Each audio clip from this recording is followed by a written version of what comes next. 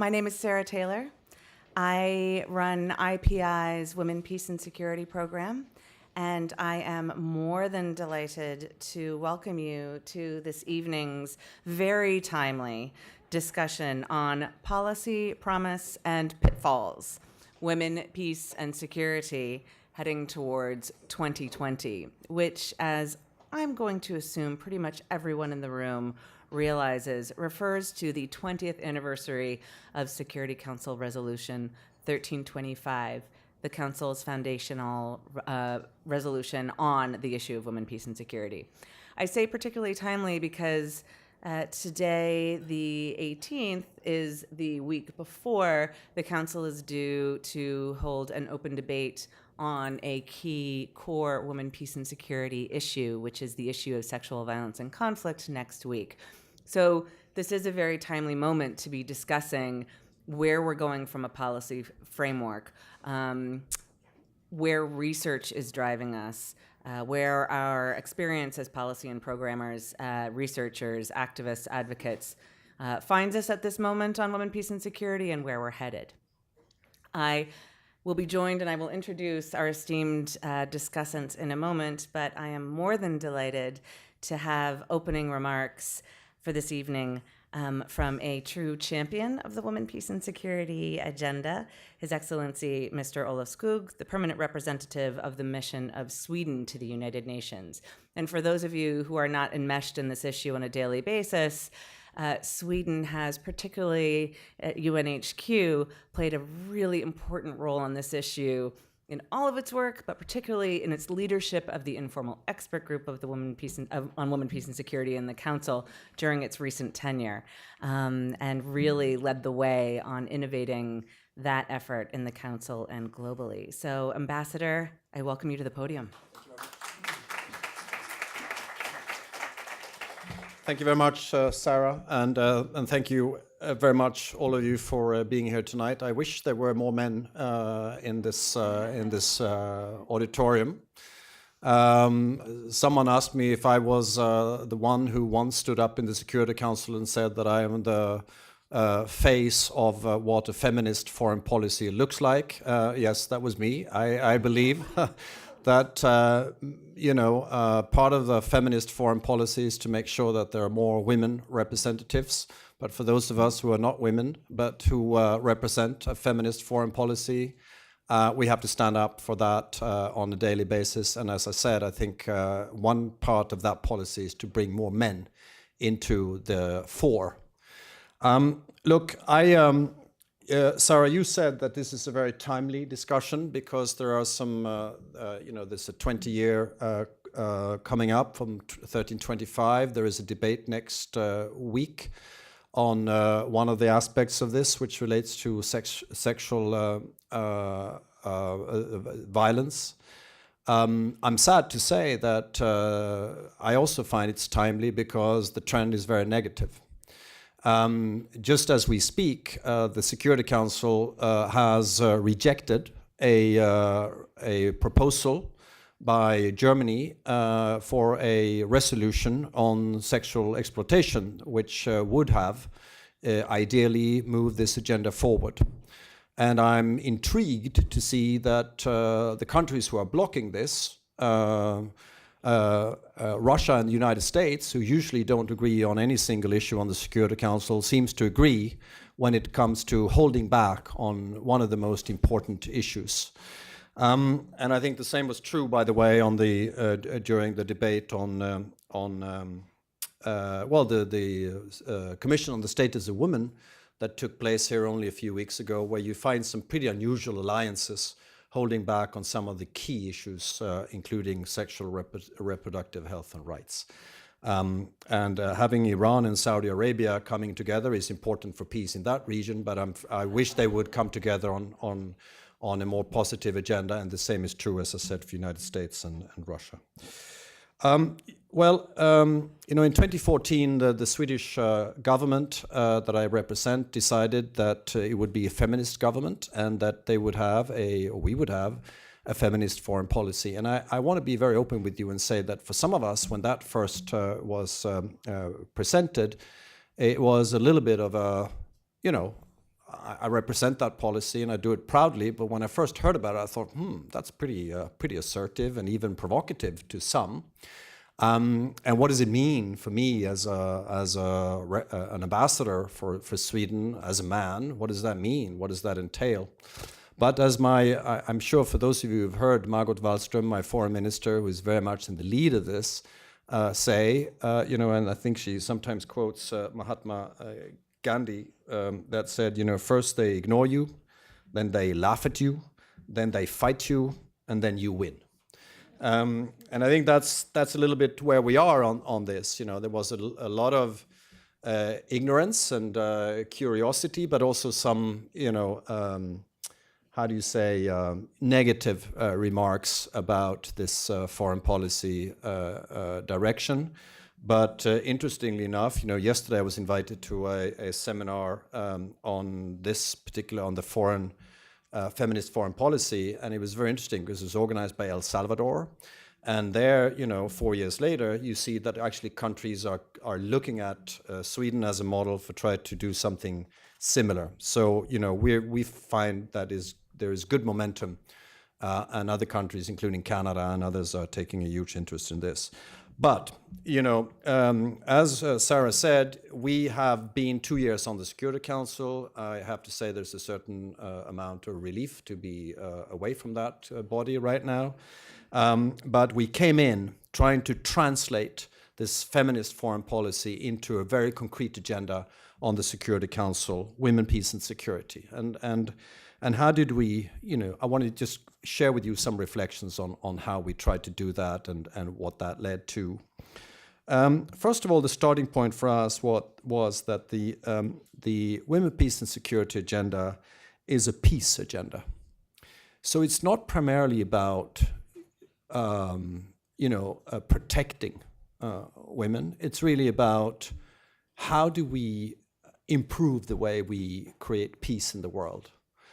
And that was a very important argument to always maintain in the face of opposition, and there was a lot, and there still is, as I said before. But the argument is really about, and I use that to my colleagues in the council quite often, they would saying, why do you need to have this phrase in that resolution about women, peace and security? And my argument was always said, look, particularly the permanent members, they've been on that council forever. A lot of the conflicts that are on that agenda have been there forever. We're failing. We're not able to resolve some of these conflicts. Let's try something new. It's costless. It doesn't cost anything. Let's bring more women around those negotiating tables and try something new that may work better. And I think that's sort of the rationale behind this, an argument that worked, I think, for some. We all know that women change the reality on the ground. In conflicts around the world, whether it's Syria, Iraq, South Sudan, women mobilize and contribute with different perspectives than the perspectives that we're used to bringing aboard. Women are the ones who have to make sure there is still food for children, electricity, water, and that is also often where they start their own engagement. And that is in itself a starting point, which is very, I don't want to fall into stereotypes about women's and men's roles, but we also have to be factual about the fact that women are more practical about these things, and that kind of practicality is very important to bring into the agenda. So the WPS agenda is not merely about the right of women to sit around the table and make decisions about their own future.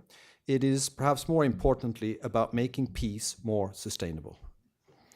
Today's interconnected and complex crises simply require coordinated efforts to prevent and resolve conflicts peacefully.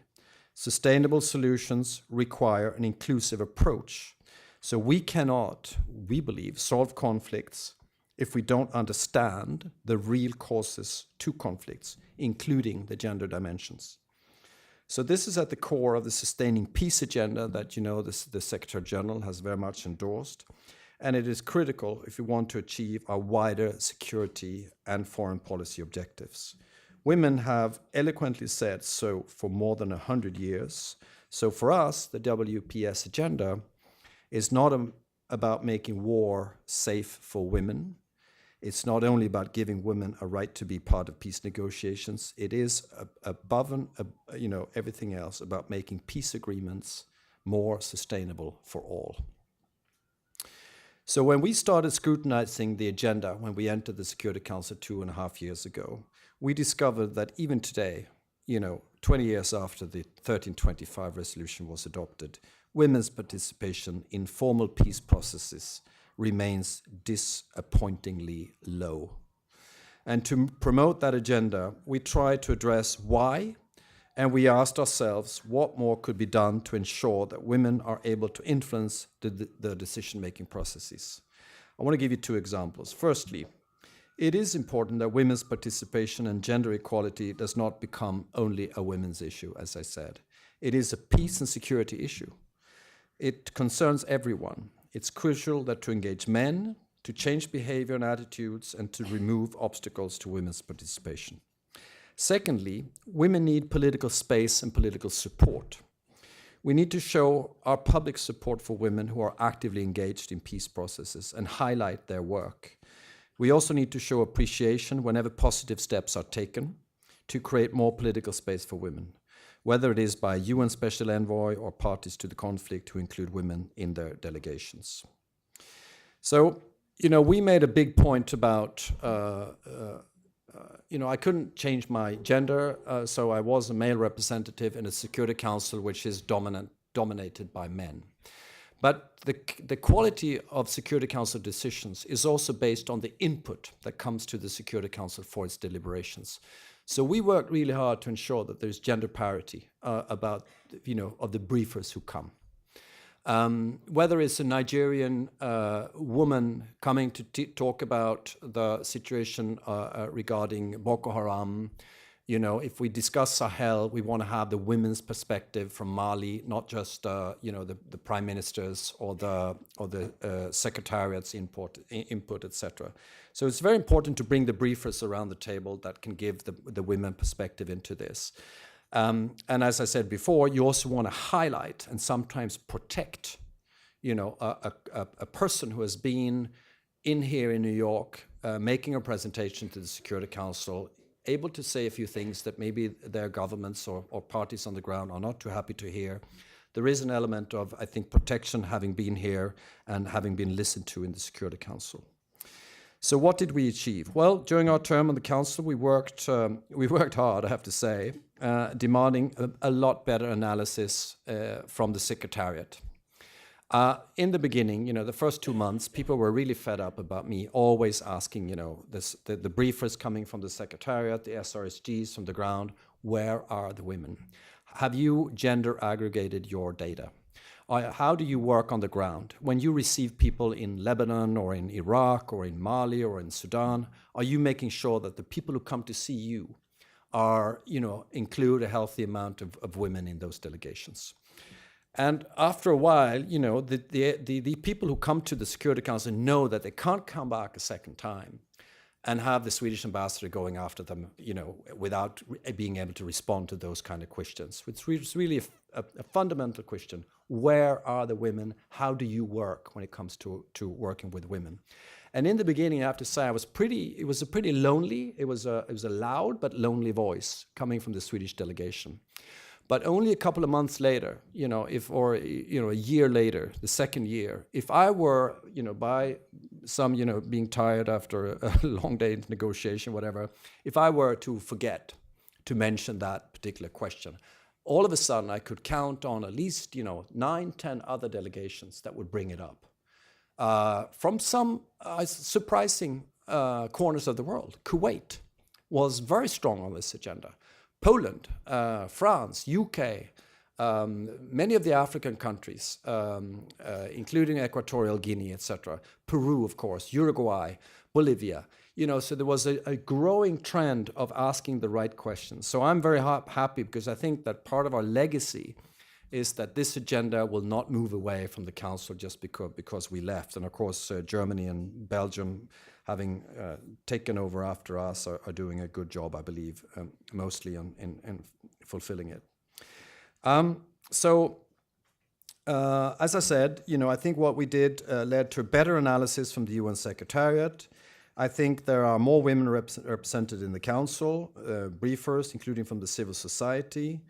I think there are now, after our term on the council, there is a provision in every negotiated mandate for political and peacekeeping operations. There is a phrase in there about the women, peace and security agenda.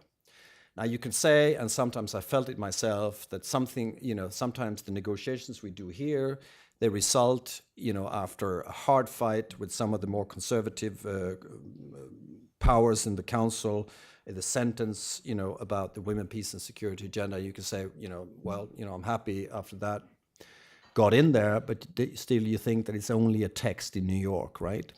But I have to say that one of the most rewarding moments during our 2 years on the council was when the Security Council traveled to Mali. And by our insistence, by the way, we don't travel, the council does not travel anywhere without making sure that part of their interlocutors, when they visit the field is to meet with women organizations, another, I think, legacy from us. But when we meet with the Mali women organizations in Mali, in Bamako, they bring up this resolution and they say, thank you for making sure that this phrase is in here, even if it's page 6, paragraph 38b, it's still a sentence. And with that sentence, approved by the most important body of the world, the Security Council, they can go and knock on the door of the Prime Minister or the President or the peace agreement negotiations and say, we have a right to be part of this. You have to listen to us because the Security Council had said so. So I do think it's worthwhile, this work.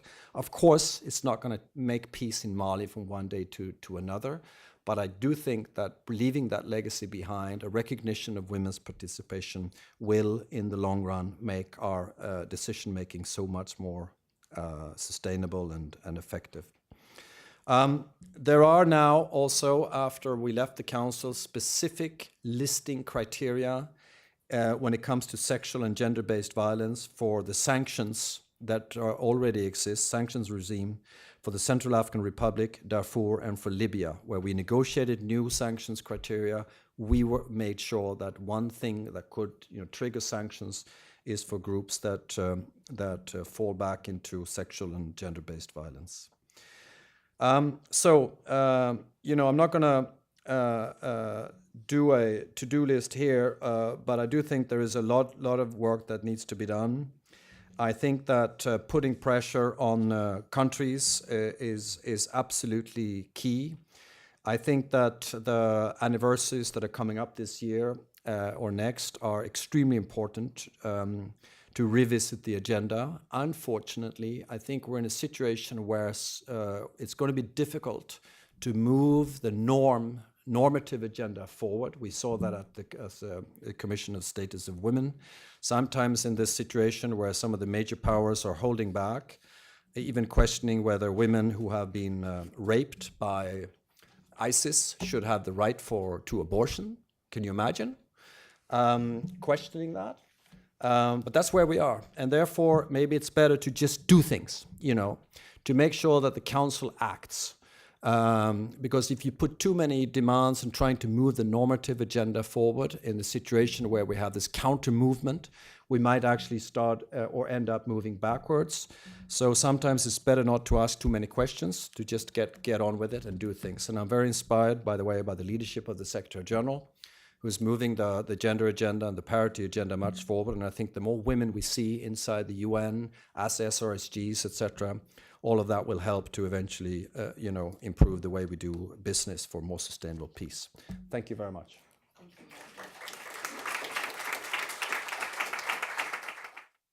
Ambassador, thank you so much for what I think is a great framing for the rest of the discussion this evening. Speaking to the policy developments, the challenges of the policy developments, and most crucially, the end goal of what those policy developments should be, which is about what actually happens in conflict prevention, protection during conflict, conflict resolution, and post-conflict rebuilding. That's what this is all about. It's about women's involvement, women's rights in those efforts to make sure that they are, in fact, more sustainable.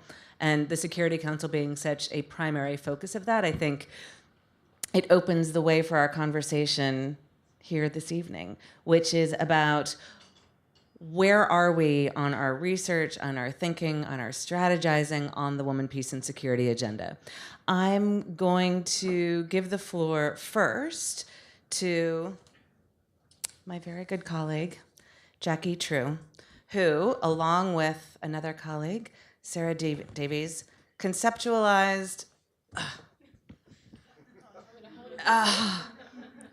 and edited this magnificent tome, in case you can't see it, which was part of the organizing principle for this evening, but also for a really robust discussion that we had this morning on these issues. So we're going to have a little discussion here this evening amongst these amazing colleagues. I'm going to start, as I say, with Jackie. Jackie, I'll take the first question. I'll ask the first question to you, which is, building on that robust discussion that we had this morning on research and the women, peace, and security agenda. It would be wonderful if you could give some of your reflections on this evening's theme regarding pitfalls, et cetera, particularly given your work in conceptualizing and editing this Oxford University Press Handbook on Women, Peace, and Security, which has 67 chapters and 93 contributors, I think. So it covers a wide gamut. Jackie. Great, thank you, Sarah. And just to say thank you to the ambassador and thank you to Sweden and your Foreign Minister, Margaret Wallström, for your leadership on women, peace and security. We greatly value it and we try to use it to pressure our own countries and governments to do similarly. Thank you, Sarah. The role of research, and thank you to all of our colleagues and some of you from this morning joining us this evening. For over a century, Women, Peace and Security has been a community of theory and practice.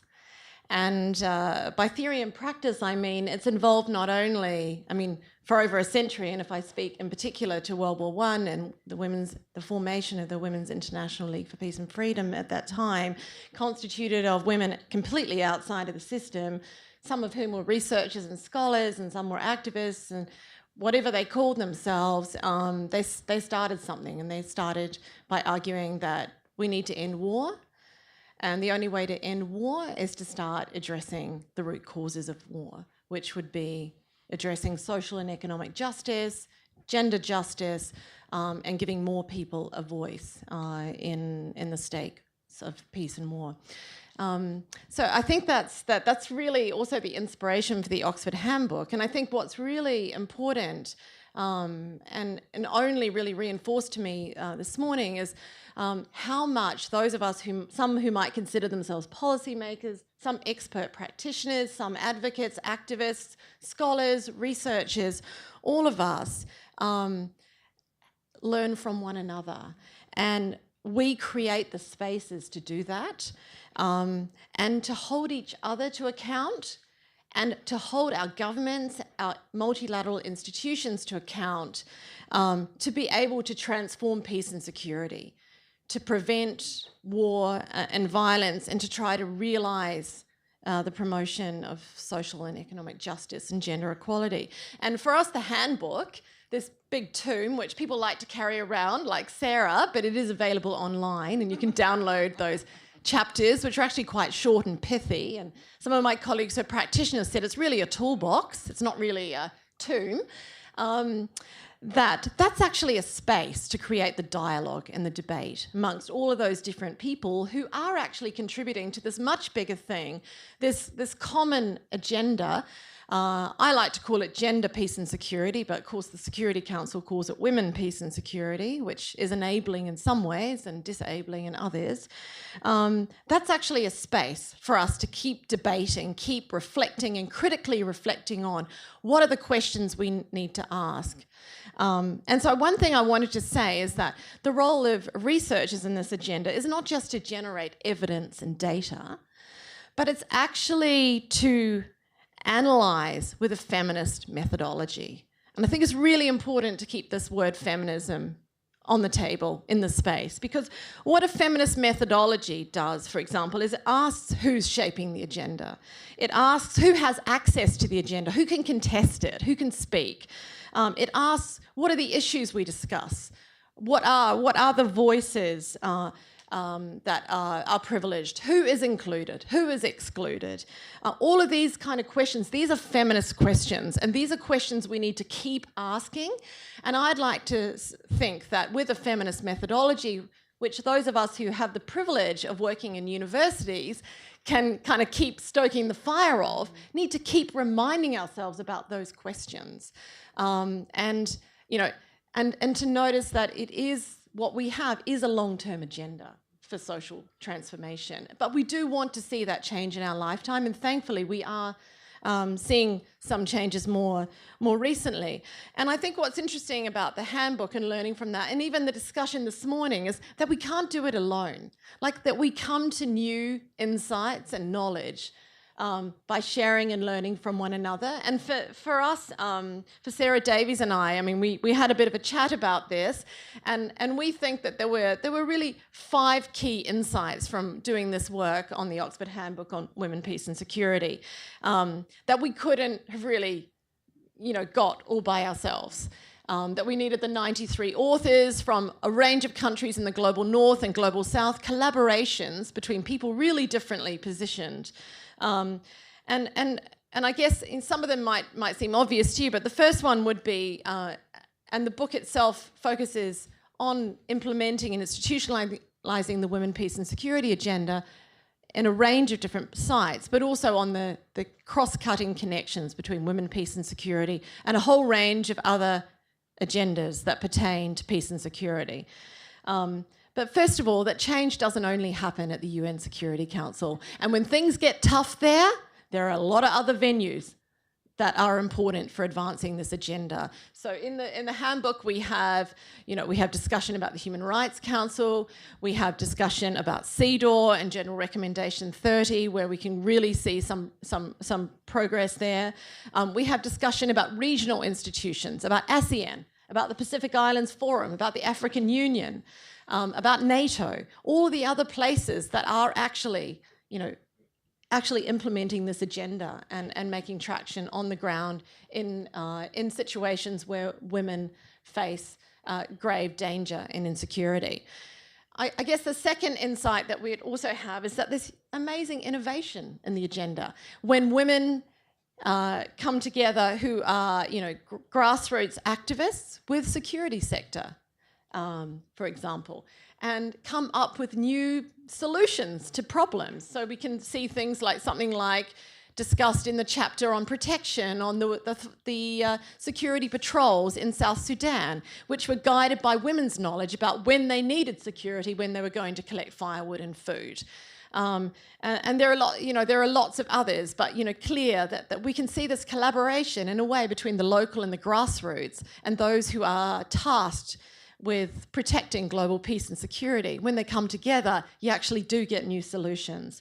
And the third thing, and this is really kind of counterintuitive to how I personally came to the agenda through the anti-nuclear movement, is the paradox that militaries are taking up the agenda operationally, and in some ways with much greater gusto than even our diplomatic agencies and our development agencies. We have concerns about the militarization of the agenda, but on the other hand, what we can see in the handbook and the chapters on Chinese peacekeeping, on Australian Defence Force, and on NATO, is that actually, peace and security and how it's conceptualized is actually being transformed in those institutions. Those institutions themselves are going through major cultural change as a result of this agenda, and that's positive. The fourth thing is something we talked about this morning, and we're talking about, I guess, the forthcoming resolution on conflict-related sexual violence. That's not all about protection. That agenda has also opened spaces for women's participation, whether it's as women protection advisors, whether it's as victim survivors, actually giving witness testimony and becoming themselves movement leaders, and lots of other ways. Women's participation has been central to that agenda and also enabled by the conflict-related sexual violence agenda. So this dichotomy between protection versus participation is a false dichotomy. It's possible to see those as mutually reinforcing. And fifth, I think this is a really probably very similar to the first point about change doesn't only happen in the Security Council. In fact, it may be least likely to happen there, is that there are many different entry points for women, peace and security. And we can see this particularly in different regions. For example, in Africa, we might see the development frame is really important. That's also true in the Pacific. In Asia, you know, the normative framework and is really significant, where there hasn't been such a focus until more recently. And the human rights frame is much more significant in Latin America, given their history of authoritarianism and democratization. So, but the key thing is there's no one size fits all. There's actually room for diverse approaches and innovations, and for continuing to broaden and build this agenda. And I see the role of researchers is asking those critical questions, because we won't lose our jobs doing that, because we can help with that, and kind of bringing in new voices and new issues, trying to expand it, because I think ultimately the agenda itself is only going to be effective, credible, powerful, to the extent that we let more and more, especially women, have a voice in the agenda. And we can only do that by having our own internal critical voices. So I think that means it's inevitably a collaborative enterprise, which I think our morning workshop and this evening, by seeing the range of stakeholders, you know, is alive and well.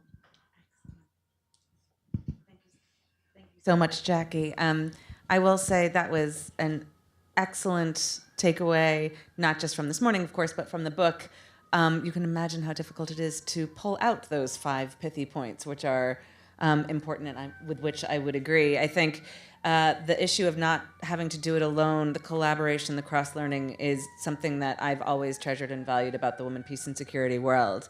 You touched on a couple of things, not least of which is starting your talking points by referencing WILPF, which is very relevant for our next interlocutor. But also your discussion about the paradox regarding militaries and institutions changing people, or people changing institutions, is exactly the kind of exactly the point I'm going to ask Ray Aitchison from WILPF ICANN to discuss, which is, you know, you work on disarmament, you are a leader on disarmament, and this is disarmament is an area, both in terms of the movement itself, but also the institutions it's trying to change, that seems to be particularly resistant to feminism. One of the points that you raised this morning reflected on this difference between breaking into leadership roles in non-inclusive institutions, as opposed to transforming the actual institutions themselves. And so from a feminist perspective, we'd love to hear your perspective on this. Thanks very much, Sarah. I like the idea of being a disarmament leader, but I think there'd be a lot less weapons in the world if I was really a disarmament leader. There's a lot of people at the back at this point. There are a few seats in the front if anybody does want to make their way forward, but the wine is back there, so I understand. So yeah, I'm sorry if this is repetitive for some of you who were at the workshop this morning, but there's a lot of people in this room that weren't there. So I'm going to talk a little bit about this question of transforming and being transformed, taking as the starting point experiences working within the disarmament community, but militarism more broadly in the world. And we do see the women, peace, and security agenda being wholeheartedly embraced by militaries, this idea that including more women in the military will help extend better protections to women in conflict, and is also an act of achieving gender equality or gender parity. We can also see, though, women rising in the ranks of the military-industrial complex. So as of January this year, 4 of the 5 biggest weapons manufacturers in the United States, which means in the world, are now run by women. They have CEOs as women. So Lockheed Martin, Northrop Grumman, these types of companies, 4 of the 5 of them are run by women. We also have seen this upsurge of interest in women being included in the nuclear security debate, as it's often called in this this country in particular, but also within the UN on nuclear weapons issues, there's been more interest in having women being part of delegations to meetings of the Non-Proliferation Treaty and other disarmament forums. So on the one hand, we might think, oh, well, this is good. Let's have some women along. Let's diversify this discussion. But at the same time, what seems to really be happening is that it's women who are accustomed to and accommodating of the systems of thought and the structures that exist, as opposed to women, or let's not even talk about others who don't fit into the men-women binary, that might actually challenge the notions of security that these systems predicate their behavior on. At the same time, we have a number of states now that are starting to embrace the language of feminism and, of course, the concept of women, peace, and security. And we have a few states now, after the leadership of Sweden, that have adopted this idea of having a feminist foreign policy and are trying to establish that in their concrete actions. But at the same time that they're speaking the language of feminism, some of these states are investing heavily in militarism. Some of these states are profiting off of the arms trade, particularly sales of weapons to countries like Saudi Arabia, which have the worst record for women's human rights in the world. This seems to be a contradiction to many anti-war feminists with the ideals of a feminist foreign policy. A number of these countries that also embrace the language of feminist leadership or women, peace, and security also support nuclear weapons. They've refused to join the Treaty on the Prohibition of Nuclear Weapons. They've described the countries and the activists that were involved in this process of banning nuclear weapons as being emotional, as being irrational, and as not having a credible voice in the security discourse that needs to be taken seriously. We have this conception of what in one of the disarmament treaties, the Convention on Certain Conventional Weapons, which, by the way, is a ridiculous name for a treaty, there's this concept of militarily significant states, and that's written into the preamble of the treaty. And there is this understanding that states that invest in militarism should be the ones that take the lead in the disarmament forums. Their voices are the credible voices, the rational voices. They understand what security means. So there's a problem with all of this, that the sort of add women and stir approach has certainly not transformed. And so that's why in feminist organizing, WILP and other organizations for many, many years, try to not just bring this idea of gender equality in terms of women achieving parity with men within these structures, but also feminist approaches that seek to disrupt the thinking that happens within these structures, to maybe operate in different places than these structures. So we've talked a little bit about that already. We talked extensively about it this morning. But I think where we're pushing for change is very significant. Are we trying to get women or LGBT people in the military, or are we saying that militarism is not the solution to the world's problems of insecurity? Are we including in our discussions about what security is and how we can build security, are we including non-binary queer people? Are we including people of color, indigenous people, people that have suffered violence and oppression from multiple sites, and taking a real intersectional approach to the way that we're discussing security in these forums? We need to be doing that because that is real diversity. Gender diversity in the UN often is taken to mean including women, and it's not a broader conception of what that diversity looks like. And at the end of all of this is really just to say that I think these points about who we include in the conversation, where we're having the conversations, and what we're willing to say is really about what's considered credible. And we all have a stake in that because for so long, of course, women's voices across the board were considered as not being credible, certainly not in the field of weapons warfare security discussions. The Women, Peace, and Security agenda has certainly opened a space and made it credible for women to talk about peace and security issues in multilateral institutions like the UN. But this has not gone far enough. When we were talking this morning about how long it's been, 19 years since we've had this agenda, where are we now from where we were in 2000 in terms of it really deconstructing, disrupting, challenging a lot of the hegemonic masculine patriarchal norms that dictate how we organize the world and how we see security? Thanks.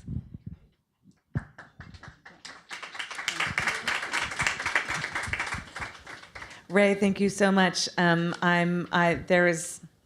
so glad I asked you that question because that was a rich response.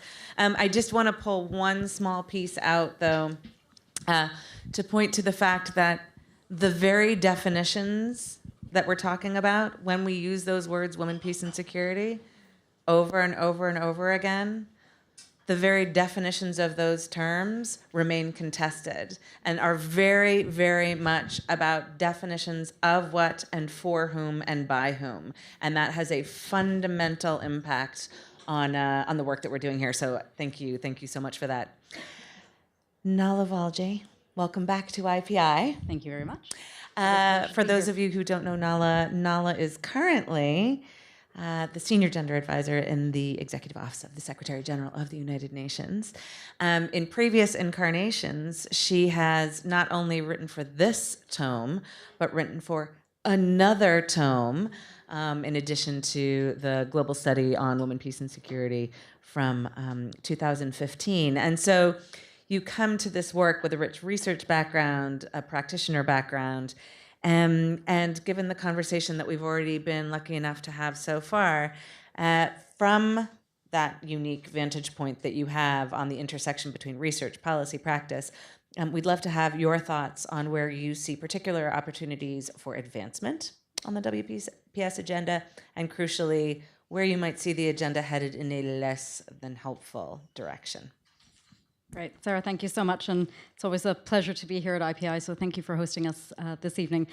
I think, as you said, I've had the unique vantage of research practitioner policy work, and sometimes all at the same moment. And I think 2015 was that moment, as you said, working as a co-editor on the Oxford Handbook on Gender and Conflict at the time, which was a predecessor to this amazing handbook, heading up the Secretariat for the Global Study for the 15-year anniversary in the Security Council, and UN Women's programming on peace and security, all in that moment.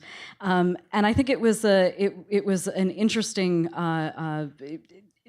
coming together of those different agendas. And if I look at the impact of research, evidence, policymaking, and programming, I think you can see it through the global study at that moment. So you had the research coming together, both quantitative and qualitative evidence on the impact of women's participation on peace processes in particular.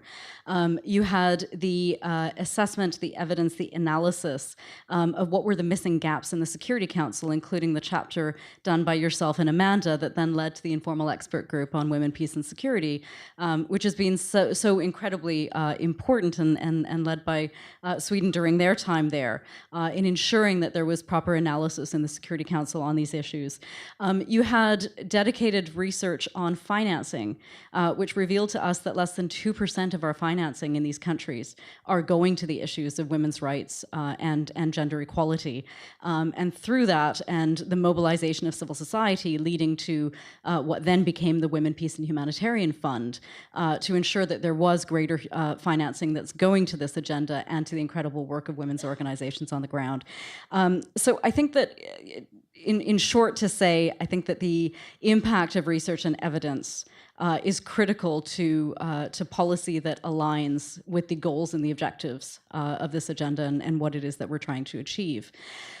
But what I see is that all of that has led to significant policy mechanisms, processes, We have 8 strong resolutions in the Security Council at the moment, and hopefully as of next week, a ninth one that adds to this agenda.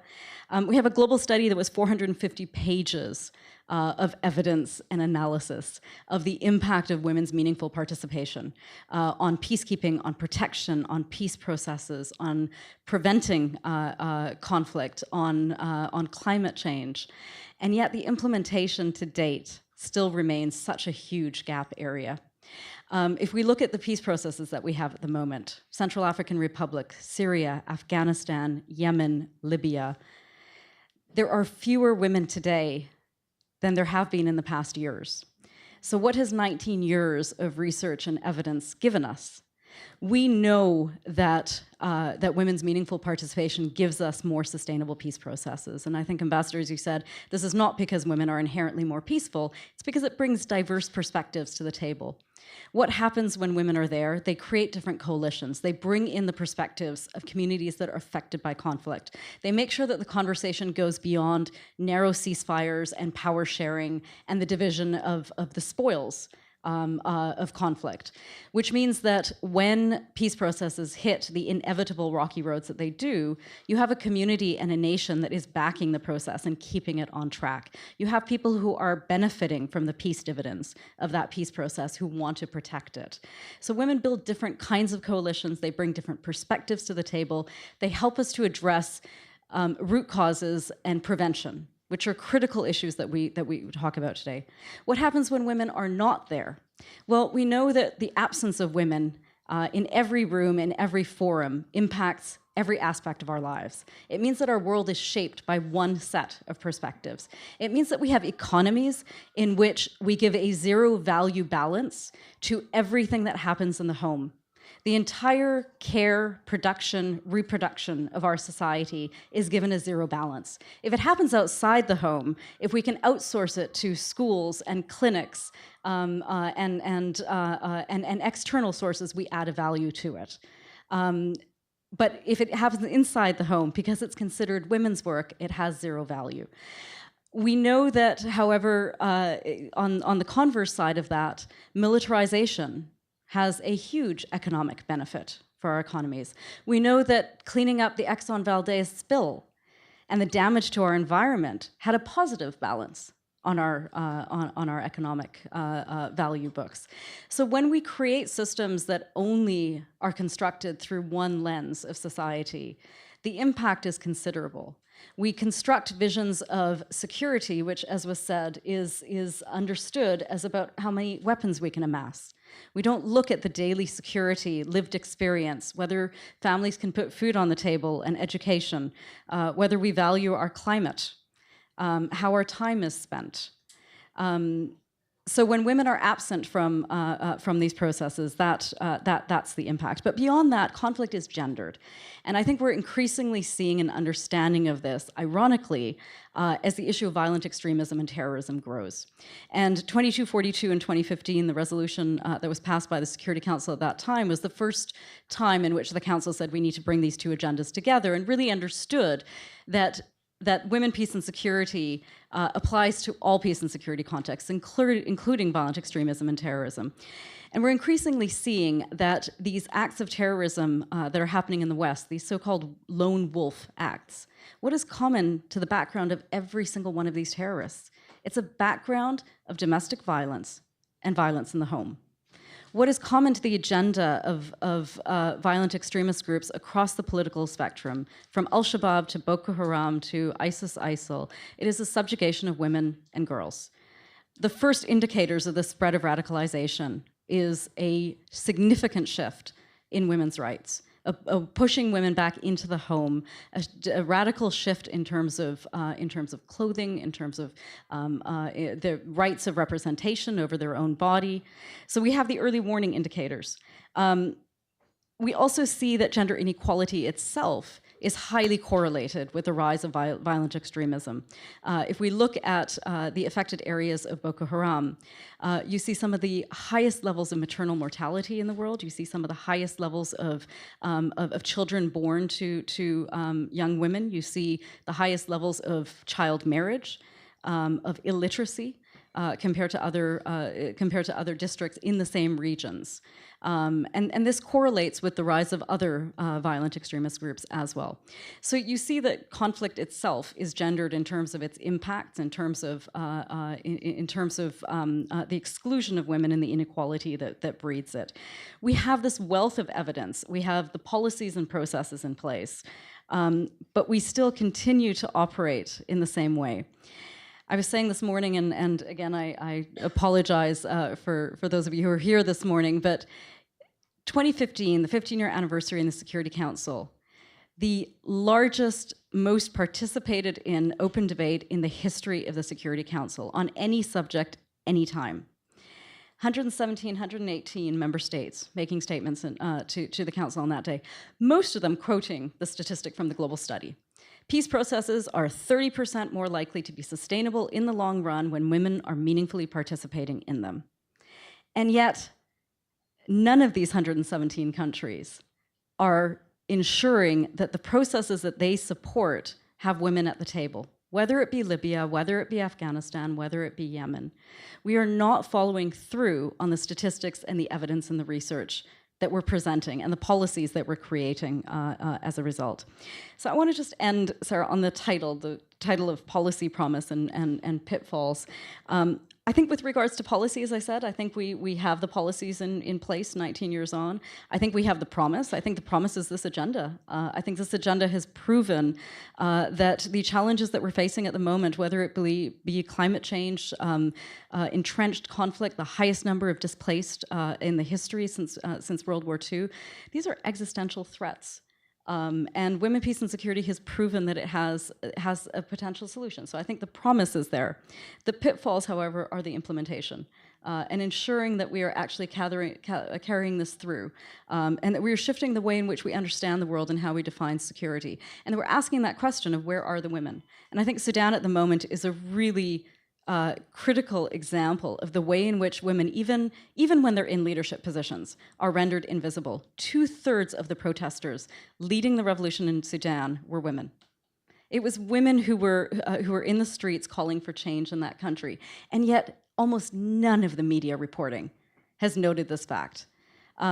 Very little of our own analysis has asked, what does this mean? What are they pushing for in terms of democratic transition? What is the country that they're wanting to build? What does it mean for peace and security and our responses to the transition in that country? So essentially to say, again, I think that this agenda is the promise, and I think the pitfall is the failure to fully implement it.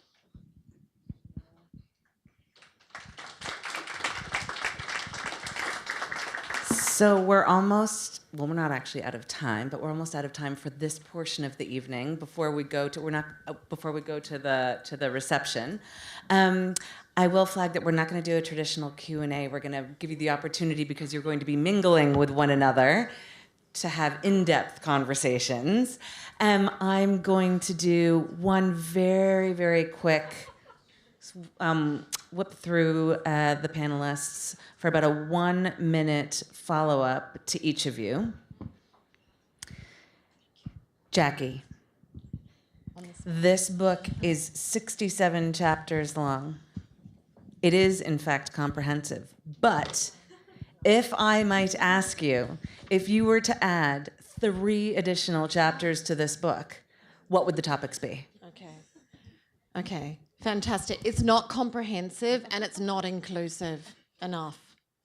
So, okay, first one, we need a chapter on sexual health and reproductive rights, no question. And actually, I'm sure you could all answer this question much better than me. We're going to do a second edition in 5 years, because no handbook is ever comprehensive or inclusive enough. 1 minute. I actually misread your question, but I think we have a chapter on international financial institutions, but I think we need something on development banks, on banks and banking, because I think underlying the resistance and the implementation is the question of funding and finance and financial power. Third issue, I might have to look to my colleague Sarah Davies on the floor there. What would you add there, Sarah?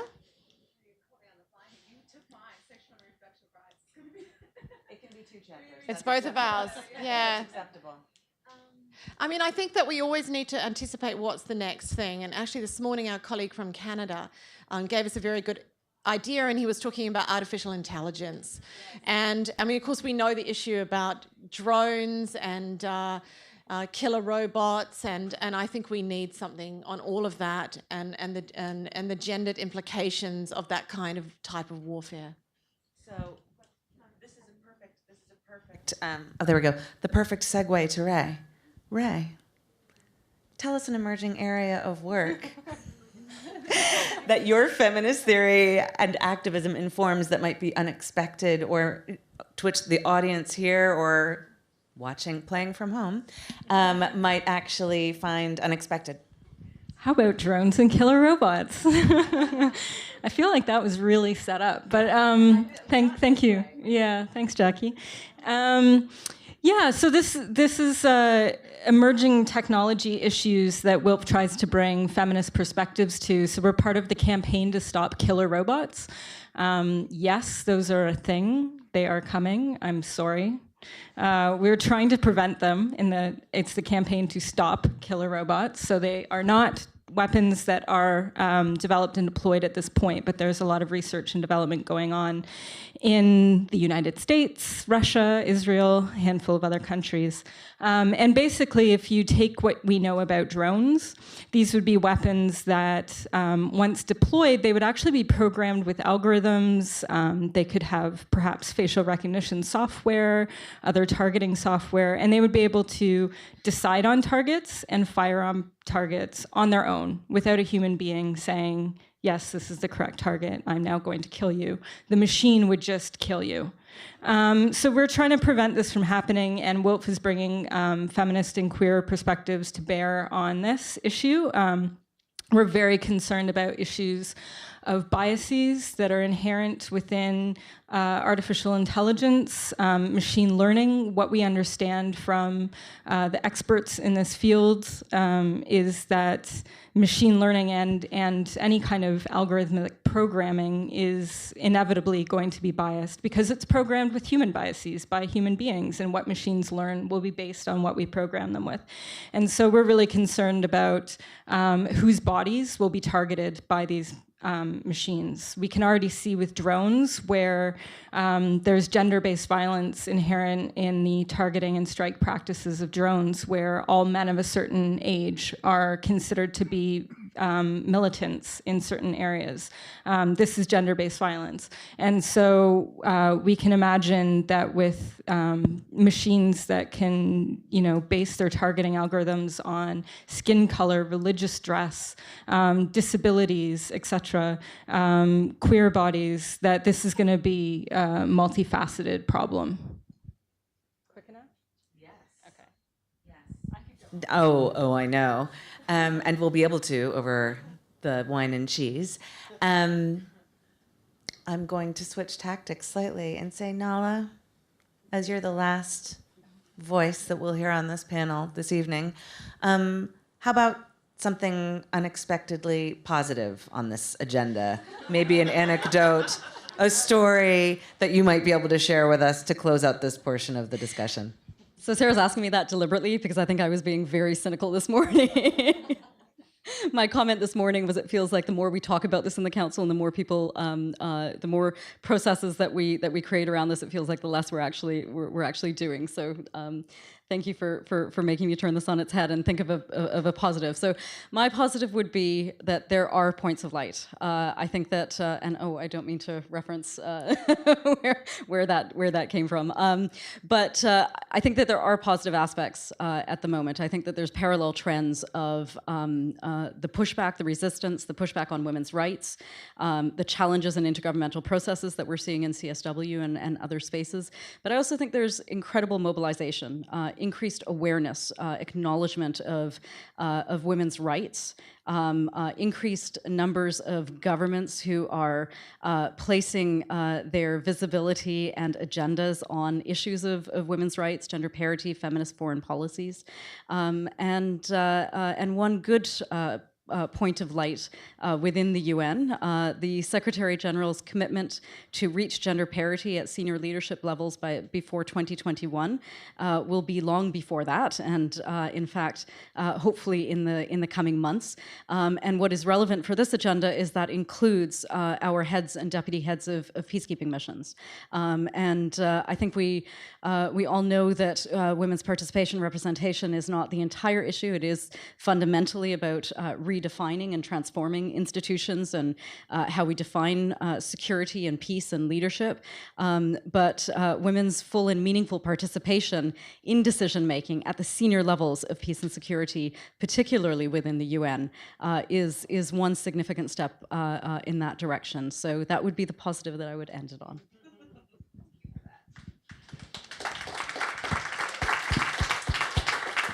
So with that, we're going to close this section. We're going to head out to the reception where you'll have the opportunity to discuss amongst yourselves. Please join me once more in thanking our fabulous panelists for this discussion and for the rich and robust conversation that we were having today. Please.